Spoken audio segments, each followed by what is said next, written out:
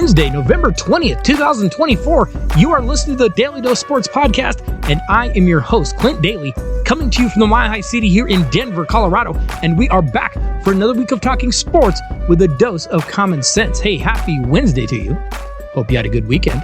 Hope your week is going well. Hope you, your family, your friends, you're all staying strong and you are all staying healthy right now. And hey, kids, we've got to discuss a big story this week in the world of sports right off. Because I have heard from a number of people, mostly on social media, a couple of emails, on that Jake Paul versus Mike Tyson fight that took place this last Friday night. And everyone has basically said the same thing. The fight was terrible. The broadcast from Netflix was terrible. And the fight felt fixed. You know, Tyson never really fought. He fought for like a round, ran out of gas, wouldn't throw any punches, and it was just a boring mess disaster. And that is like really surprising to me. Because let me see if I have this right. You mean to tell me that a former, I don't know, YouTuber, whatever he was, that just refuses to get into the ring with a bona fide fighter in their prime, fighting against a 60-year-old man, didn't actually turn out to be a fight for the ages? Huh. And this fight that was being shown on a streaming platform that is used to like, I don't know, 6,000 people getting on it to watch like Arrested Development reruns might not have been ready to handle millions of viewers. Come on! I mean, they say they got about 60 million viewers for this fight. And apparently, Netflix wasn't really ready to handle it, and Netflix didn't really seem to care. They didn't really pay attention to complaints. They didn't really do anything. Again, this is surprising. What shocking information are you going to give me next? Are you going to tell me, I don't know, water is wet? Next, you're going to tell me snow is cold? The Dallas Cowboys aren't good at playing football? This is all very stunning news, people. Of course, we know Jake Paul won a unanimous decision over Mike Tyson this last Friday. And I am now hearing, and I don't have this confirmed, but I'm hearing that Jake Paul has now signed to fight his next fight against Apollo Creed. Is that right? Well, I just think, what? What's that? Is he really? Apollo Creed is dead? Really? I didn't even know he was sick. What do you mean in Rocky IV he died? I gotta be honest. I stopped watching Rocky movies after he and Apollo had that tickle fight in the ocean right before he fought Mr. T. That was enough for me. I said no more. There is no tomorrow! But he died in Rocky IV. Learned something new today. Look, folks, I don't know what to tell you. This is like getting mad at the tiger in the circus when he, I don't know, eats someone. I mean, he is a tiger.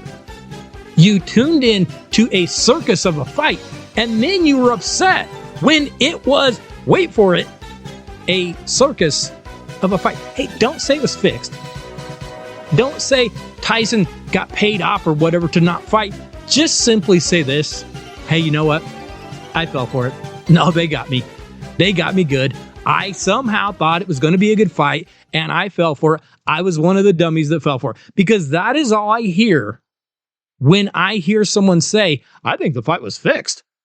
Also, one thing to keep in mind, and this might be the most disturbing thing out of all of it. Keep in mind that Netflix is going to be hosting those Christmas Day NFL games this year. So yeah, that's pretty comforting, isn't it? Hey, today on The Dose, it is now that wonderful time of the year where college football and the NFL are rolling along, but now we have basketball starting too.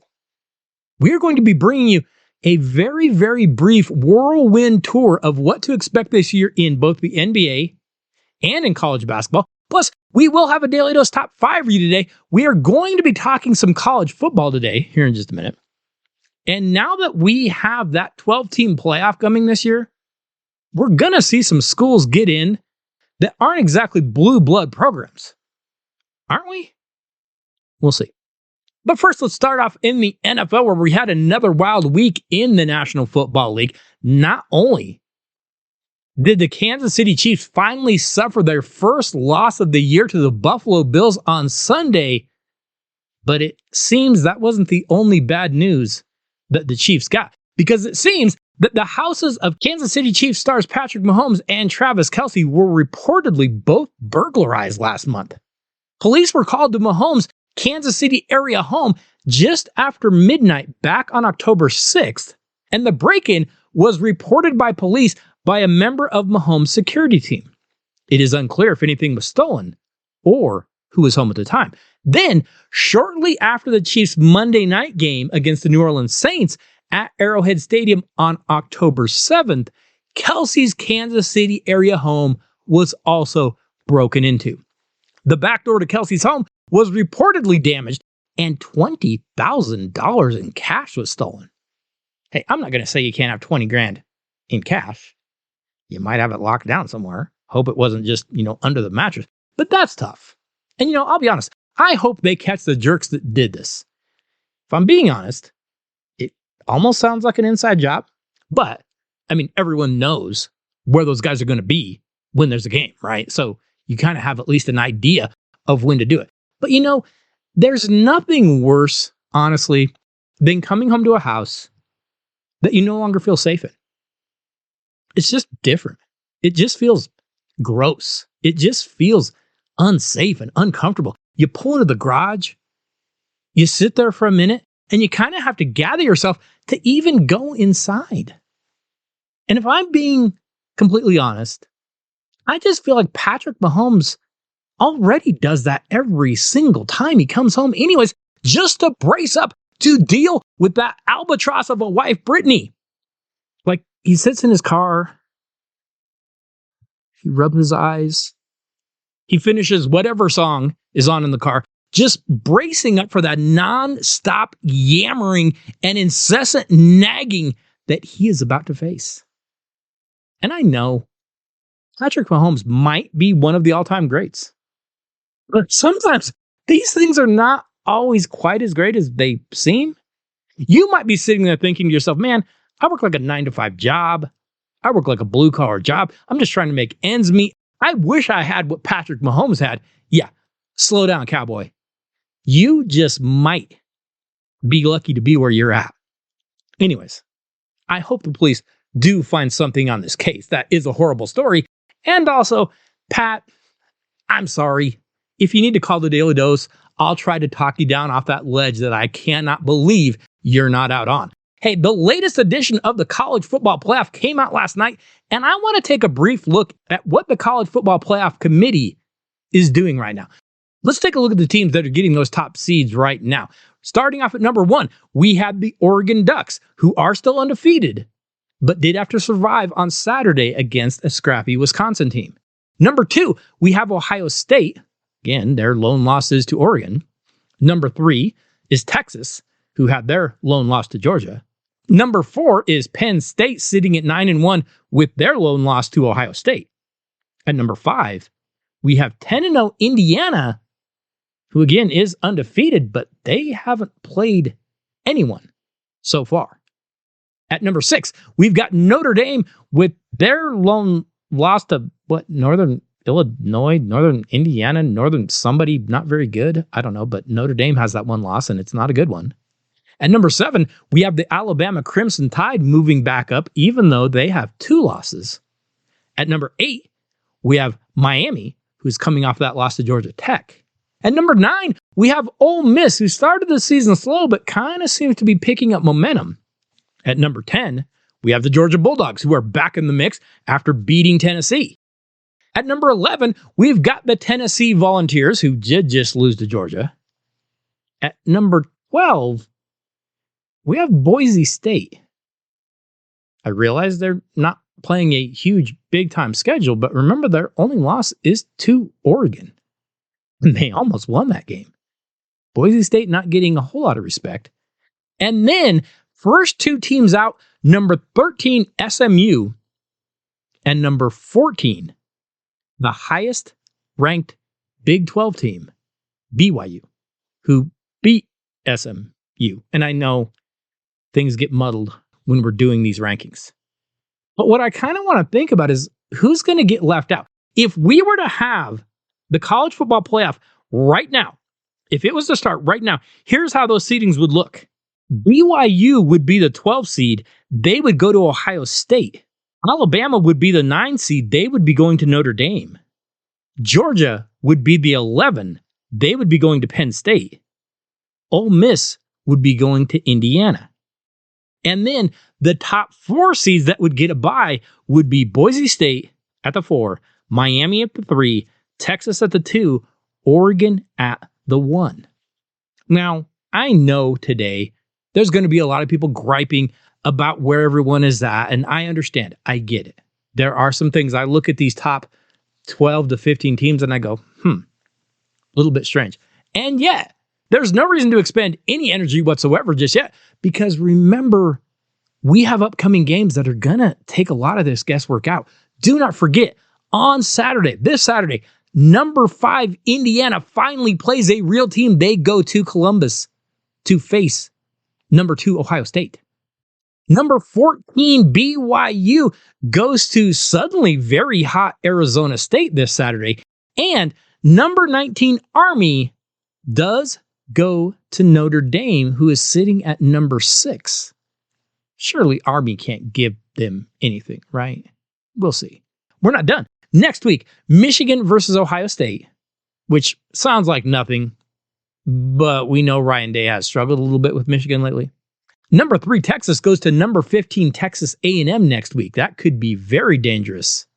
And Oregon will be playing a very weird Washington team that just might be a problem.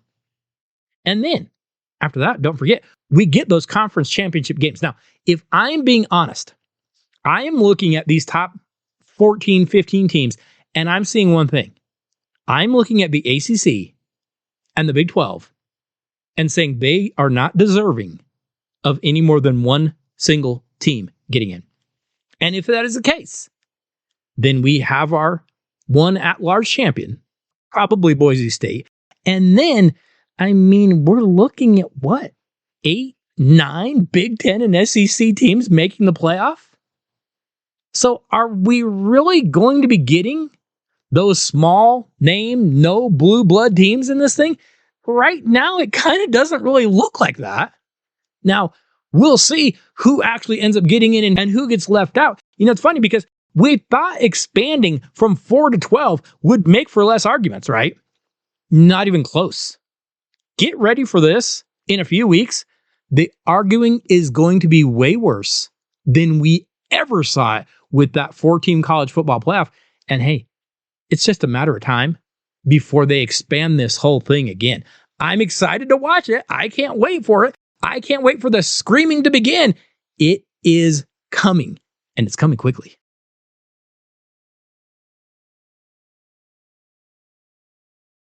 So yes, I know it is football season, but the NBA and college basketball seasons have already started.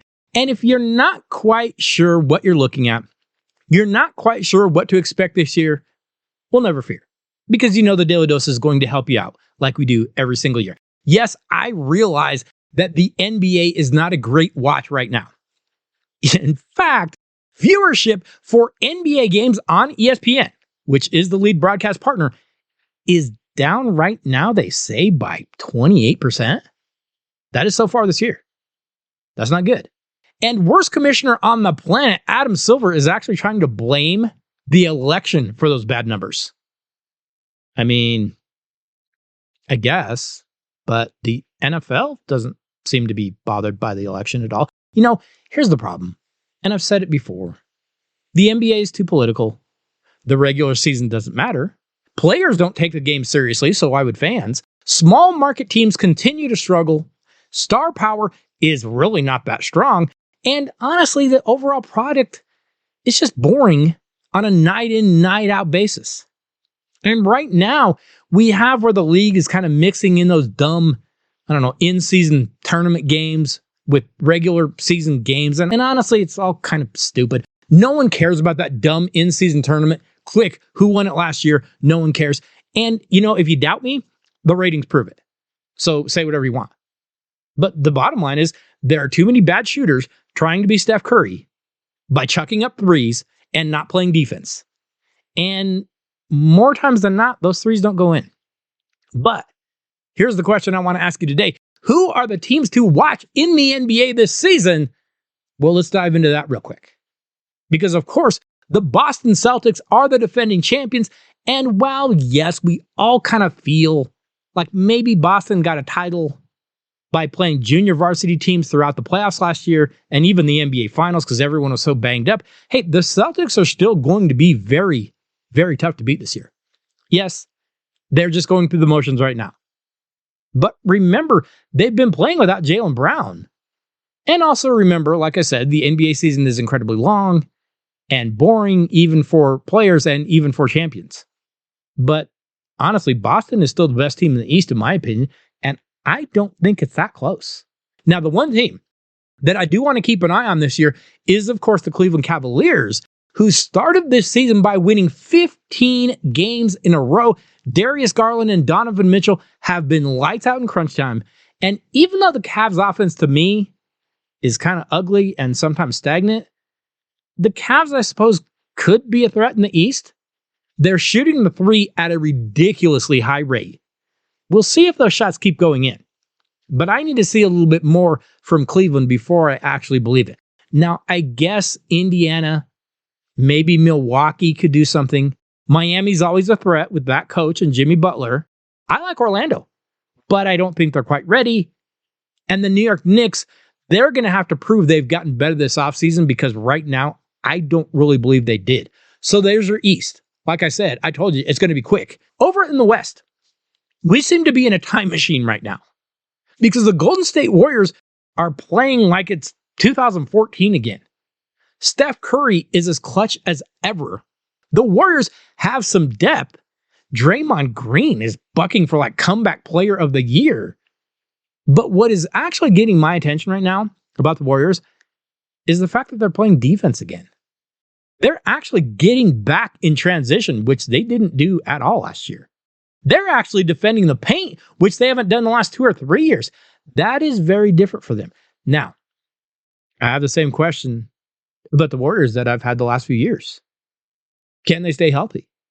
Remember, this is not a young team. An injury could derail how good they have looked so far. The Oklahoma City Thunder are looking like the best young team that could be a contender. Keep an eye on them this season. They've started the season very strong, but they have lost big man Chet Holmgren to a hip injury. He's going to be out a couple months. But even without him, the Thunder are still rolling. Shai Gilgeous-Alexander is once again an absolute monster, and Jalen Williams is playing really well too. Elsewhere in the West, the Los Angeles Lakers, the Houston Rockets, and the Phoenix Suns are each capable, when they are healthy, of being a contender. The Minnesota Timberwolves have shuffled their roster a bit, but I'm not convinced Minnesota's better. I'm going to need to see some more from them. The Sacramento Kings are fun. The Los Angeles Clippers have talent, but I don't know if I could see either of them actually making a deep run. So what about those defending Western Conference champions? The Dallas Mavericks are back and they added Klay Thompson, but they're not playing very well. They look disinterested. They're not playing very hard. And they are off to a really, really poor start. They're currently under 500. But I want to speak to one more team in this league. And I'm going to be a homer, but that is my Denver Nuggets. Hey, I don't like the way this team is built. Get that on record right now.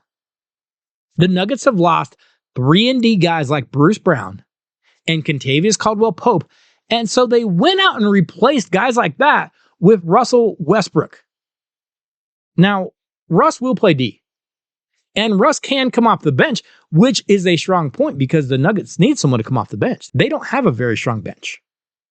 But Russ can't knock down threes in an empty gym, let alone on game night.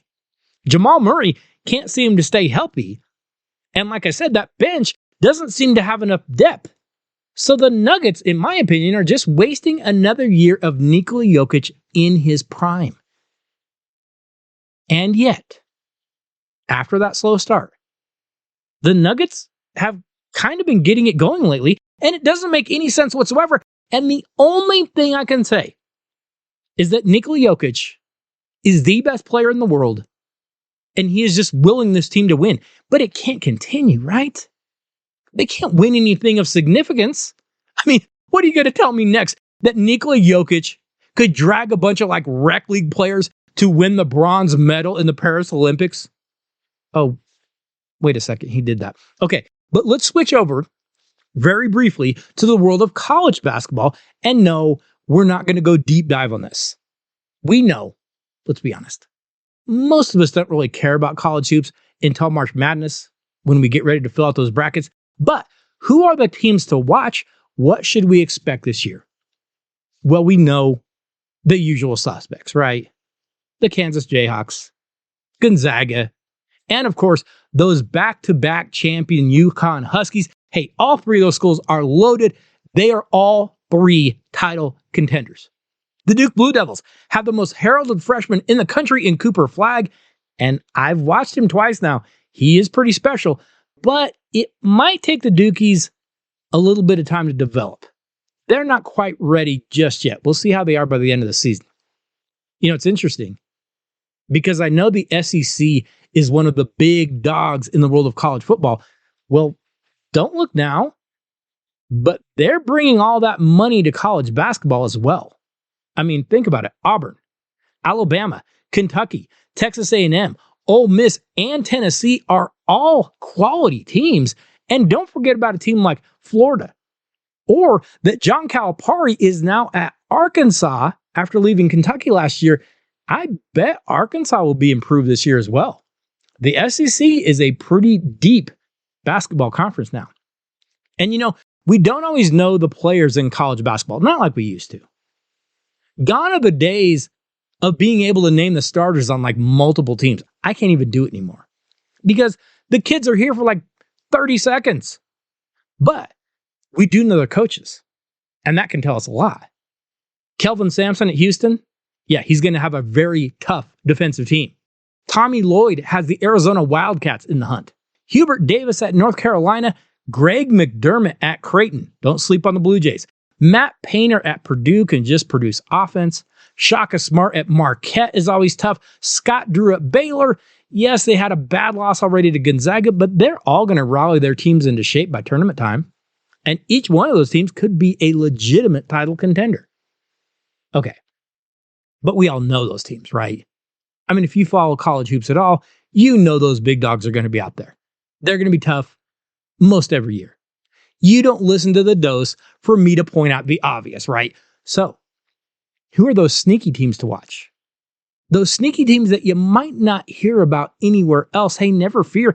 I've got a few of those for you as well. Look, I'm not saying when the brackets come out in March, just pencil these teams in.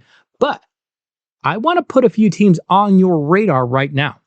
And they might not be teams you'd expect. Rutgers has two of the best freshmen in the country in Ace Bailey and Dylan Harper. The Dayton Flyers have one of the best guards in the country in Enoch Cheeks. And we know, come tournament time, guards can win you big games. The Grambling Tigers made the tournament for the first time in school history last year. They might actually be better this year. The Boise State Broncos are going to be very good in the Mountain West. The Grand Canyon Antelopes have been to 3 of the past 4 NCAA tournaments. Don't forget, they knocked off number 5 seed St. Mary's in the first round last year. And of course, they don't have the recent history, but I just bet that St. John's will probably continue to make strides under head coach Rick Pitino. Hey, you might not want to eat at the same Italian restaurant that he frequents. You're disgusting. But Rick Pitino can just flat out coach, and I bet he has the Red Storm at least being a pain, being dangerous again this season. Like I said, I know we don't care about college hoops too much until it's time to start filling out those all-important brackets. But you might want to at least keep an eye on some of the teams we discussed today. And don't worry, as we do every year, we'll get you ready to fill out those brackets when the time actually gets here.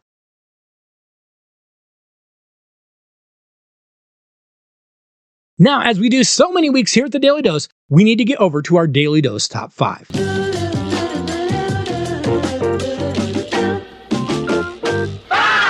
Hey, we talked about it earlier in the show. Who is going to make the college football playoff this year? Once again, this weekend, we saw some more teams taking some big hits to their chances. The number 6 Brigham Young Cougars were knocked from the ranks of the unbeaten. Brian Kelly's number 22 LSU Tigers lost their 3rd game in a row to Florida, who we thought was left for dead. They're kind of playing a little bit better now. Number 12 Georgia bounced back to form by giving number 7 Tennessee their 2nd loss. Number 16 Kansas State lost to suddenly hot Arizona State. Number 18 Washington State lost to New Mexico, and number 19 Louisville lost to Stanford. Well, with all these upsets, we are almost assuredly going to see a surprise team sneak into the 12-team playoff, right? Who had the Colorado Buffaloes getting in? They've got a shot. What about Army? They've got a shot. Tough, but they got a shot. Arizona State, Tulane, there is a path for each of these teams. And I know it's just 4 teams. But when you think about it, we actually haven't seen that many surprises in college football at that stage. Sure, you might see a surprise team in like a lower bowl game. But now that we have a 12-team playoff, we could see some legit surprises, right? Today, our Daily Dose Top 5 is counting down the lowest ranked preseason teams to ever make the college football playoff. Could we see another one this year? Or maybe 2 or 3? We'll see. We start off at number 5. And we go back to the 2016 college football season. Dabo Swinney and the Clemson Tigers would upset the Alabama Crimson Tide 35-31 after a 21-point fourth quarter led by quarterback Deshaun Watson as he hit wide receiver Hunter Renfrow for the winning touchdown with just 1 second remaining, and Clemson won the national championship. Alabama had been the number 1 team for most of the year, with Ohio State and Clemson kind of going back and forth at number 2. Meanwhile, a team that had been the preseason number 14 team had suffered a loss to USC back in week 10, but had then rallied to blow out 3 straight opponents and win the Pac-12. The Washington Huskies, behind quarterback Jake Browning and running back Myles Gaskin and speedy wide receiver John Ross, jumped into that number 4 spot in the final college football playoff rankings. They would face Alabama in the Peach Bowl, and it did not go well. Washington kept it close early, but then Alabama running back Bo Scarborough racked up 180 yards and 2 touchdowns, and the Tide rolled to an easy win. They didn't win it all, or even 1 game, but no one expected Washington to be in the playoff in 2016. They were a preseason number 14, but they rolled all the way to the Final Four, and they come in today on our list at number 5. We arrive at number 4, and we jump ahead just 1 season. Once again, Alabama sat on top of the polls with Ohio State, Florida State, and USC completing the top 4. The number 15 team in that preseason poll would roll all the way to a 9-0 record, but then the Georgia Bulldogs would get tripped up hard by the Auburn Tigers. But Georgia had some players, and head coach Kirby Smart was building something big. Quarterback Jake Fromm and running back Nick Chubb were pretty potent on offense, and linebacker Roquan Smith was leading that defense. The Dogs rolled off 3 big wins. They closed out the season and found themselves being the number 3 team in the college football playoff. Number 1 would be Clemson, behind new quarterback Kelly Bryant. Number 2 would be the Oklahoma Sooners, who had Baker Mayfield. Georgia was 3, and after losing the Iron Bowl to Auburn, Alabama scraped their way in. Well, Georgia would beat Oklahoma in double overtime in the Rose Bowl. They advanced to play Alabama, who upset Clemson, and you had number 3 Georgia versus number 4 Alabama, which ended up being a thriller for the national title. The Bulldogs led 13-0 at halftime as Bama struggled behind quarterback Jalen Hurts. Nick Saban benched Hurts and brought in a freshman quarterback named Tua Tagovailoa. Bama would come back to win a 26-23 thriller in overtime. Georgia started the season at number 15, but they went all the way to the title game and they nearly won it. They come in today at number 4. So we go back a few years for our number 3 entry. Back to 2015. Once again, we had Clemson at number 1, Alabama at number 2. Big surprise, right? But then the next 2 teams in the college football playoff would be a bit of a surprise. The Michigan State Spartans had a pretty solid squad that year with quarterback Connor Cook, and they had managed to beat both Michigan and Ohio State on their way to a 12-1 record. But the Spartans weren't that big of a surprise. They had been ranked number 5 in the preseason poll. No, the surprise was the team that was ranked clear back at number 19 to start the season, the Oklahoma Sooners, who had quarterback Baker Mayfield, the running back combo of Joe Mixon and Samaje Perine, and receivers Dede Westbrook, Sterling Shepard, tight end Mark Andrews. Hey, that was a potent, high-scoring group at Oklahoma. Oklahoma overcame an early loss to Texas. They were averaging 43 points per game for head coach Bob Stoops. The Sooners were named the number 4 seed in the playoff. They would face Clemson in the Orange Bowl. And hey, Oklahoma had offense. They jumped out to an early lead, but that defense couldn't hold up. Clemson cruised to a 37-17 win, and they actually didn't even really play that well. Clemson would go on to lose a 45-40 shootout in the championship game to Alabama and running back Derrick Henry. But hey, Oklahoma was number 19. No one expected them to get that far. And for that, they come in today on our list at number 3. We reached the number 2 lowest ranked preseason team to make it to the 4-team college football playoff.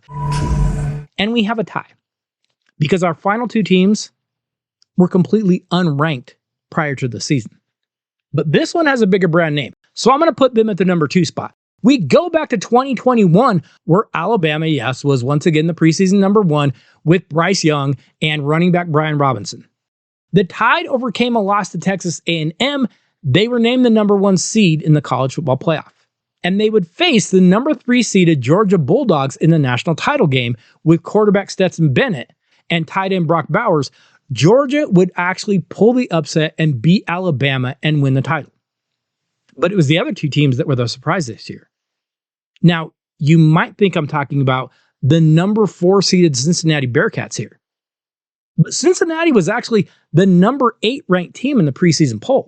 They had gone 13-0, but then when they got there, Alabama slapped them 27-6 in the Cotton Bowl. No, the surprise team here was the Michigan Wolverines, who were completely unranked prior to this season. Jim Harbaugh had been unable to beat Ohio State. He kept losing like a minimum of 3 games every year. But with quarterback Cade McNamara and pass rusher Aiden Hutchinson, the Wolverines went 12-1 and beat up the Buckeyes. The Wolverines finally got to the college football playoff, but then they faced Georgia, and Stetson Bennett torched them in the Orange Bowl 34-11. Hey, it wasn't the way they hoped it would end.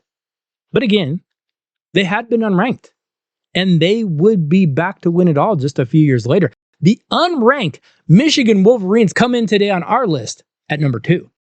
So we reach the number 1 lowest ranked preseason team to make it all the way to the college football playoff, and we go back just 2 years ago. The preseason top 4 was, as usual, Alabama, Ohio State, Georgia, Clemson. Stop me if you've heard this before, right? But Alabama lost twice in the regular season, and the College Football Playoff Committee decided to take just one SEC team. Georgia was the number 1 seed. Then the committee elected to take both Ohio State and Michigan, and then they selected the preseason unranked Big 12 champion TCU Horned Frogs. The Horned Frogs were led by quarterback Max Duggan. They had gone 12-1, but when they made the Final Four, everyone knew they couldn't hang with the big boys.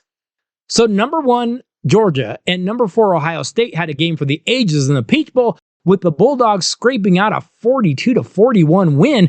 They advanced to the title game, and then TCU didn't just make it.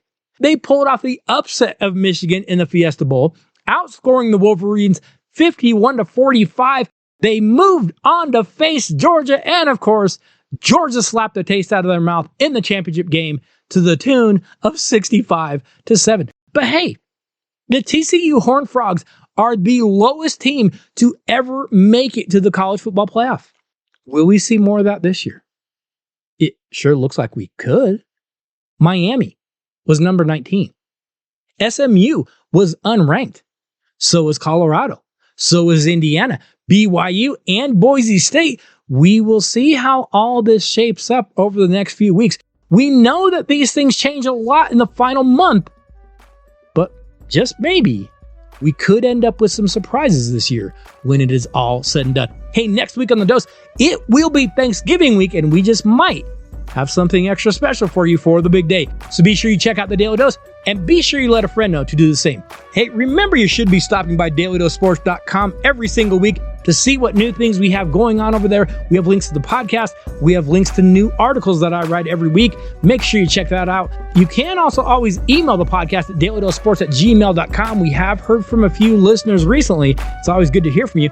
And you can always stop by DailyDoseSports.com and pick up some Daly Dose gear. We've got a lot of that over there as well. Hey, I want to say thank you to each and every one of you for listening to the Daly Dose every week. Thank you for the emails.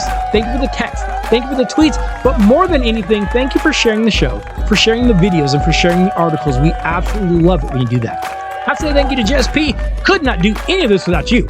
I will see you all next Wednesday. Have a great week, everybody.